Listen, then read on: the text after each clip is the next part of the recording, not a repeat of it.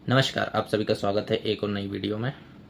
इसमें हम डिस्कस करने वाले हैं अभी जो एक नया प्लान बन रहा है यूएसए की तरफ से। उसे इमेजिन करो, यूएसए सीधा ईरान के अंदर घुसकर उसका न्यूक्लियर यूरेनियम चुरा ले। ना मिसाइल ना बॉम्ब, सीधा ग्राउंड ऑपरेशन। सुनने में काफ़ी मूवी जैसा लगता है, लेकिन रिपोर्ट्स के अकॉर्डिंग एक ऐसा secret high risk mission plan हो सकता है। रिसेंटली टेंशन काफ़ी बढ़ चुकी है ईरान, इजराइल और यूएसए के बीच। पहले से ही आप देख रहे हैं कि एयर स्ट्राइक्स हो रही है ईरान और यूएसए और इजराइल के बीच में। रिपोर्ट्स के अकॉर्डिंग ईरान के पास यूरेनियम बताया जा रहा है और वह इतना डीप अंडरग्राउंड स्टोर किया गया है जहां तक कि बॉम्ब और मिसाइल्स नहीं पहुंच पा रहे हैं। और इसी वजह से ही अब एक नया आइडिया डिस्कस हो रहा है, डिस्ट्रॉय नहीं डायरेक्ट सीज करो यूरेनियम। ईरान के पास अराउंड 60% इनरीच का यूरेनियम है जो कि न्यूक्लियर वेपन के लेवल का होता है। रिपोर्ट्स के अकॉर्डिंग ईरान के पास लगभग 400 KG uranium material deep tunnels में स्टोर है, स्पेशली इस्फहान में। प्लान बहुत ही सिंपल लगता है, लेकिन रियलिटी में यह लगभग इम्पॉसिबल है। एक्सपर्ट्स के अकॉर्डिंग यह कोई छोटा ऑपरेशन नहीं होगा। लगभग इस ऑपरेशन में 800 से 1000 स्पेशल फोर्स के जवान लगेंगे, मतलब एक फुल मिलिट्री लेवल ऑपरेशन सिर्फ यूरेनियम के लिए।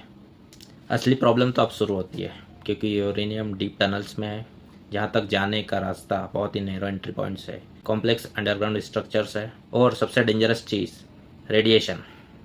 अगर एक्सट्रैक्शन गलत हुआ तो सोल्जर्स खुद ही रिस्क में आ सकते हैं। यह कोई नॉर्मल ऑपरेशन नहीं, बल्कि साइंस और मिलिट्री का कॉम्बिनेशन होगा।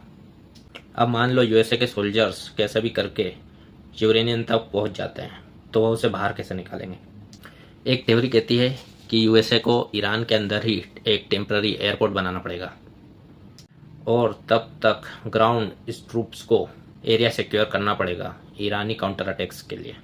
मतलब मिशन सिर्फ एक्सट्रैक्शन नहीं, फुल बैटल फील्ड भी बन सकता है। लेकिन ईरान भी इतना सिंपल नहीं है।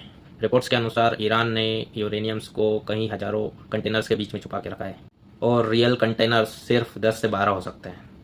अब सोचो, यूएसए को पता ही नहीं है कौन सा असली कंटेनर्स है। उसी में टाइम लगेगा, कन्फ्यूज़न होगा और इसी बीच में ईरान भी उन पर अटैक कर सकता है।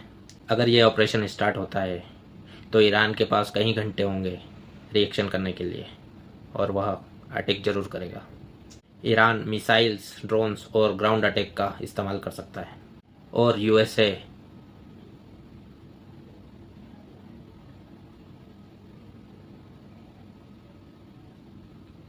ट्रूप्स एनिमी टेरिटरी के अंदर फंस सकता है। मतलब सीधा सा है, मिशन कभी भी आउट ऑफ कंट्रोल हो सकता है। लेकिन दूसरा ऑप्शन क्या है? यूरेनियम को वहीं डिस्ट्रॉय कर सकता है, लेकिन उससे एनवायरमेंटल कंटामिनेटेड हो सकता है और वर्स्ट केसेस में न्यूक्लियर रिएक्शन का भी रिस्क हो सकता है। अब आता है बिगेस्ट ट्विस्ट। ईरान ने डिप्लोमेटिक्स से कहा है एनरिचमेंट्स को लिमिट कर देंगे और इंस्पेक्टर्स को अलाउ करेंगे। बस कंडीशन यही है कि यूएसए यूरेनियम को ईरान से बाहर ना ले जाए। लेकिन यूएसए ने मना कर दिया और ईरान को कहा है कि पूरा मटेरियल हैंडओवर करो। इस मिशन के लिए 3 साइट्स मेन इंपॉर्टेंट है: इफ्सान, नातास, फोर्डो। ये लोकेशंस मिशन को और भी कॉम्प्लेक्स बना देती है। तो सवाल यह है, क्या यूएसए इतना रिस्की ऑपरेशन करेगा या फिर डिप्लोमेसी से इसका सॉल्यूशन निकालेगा?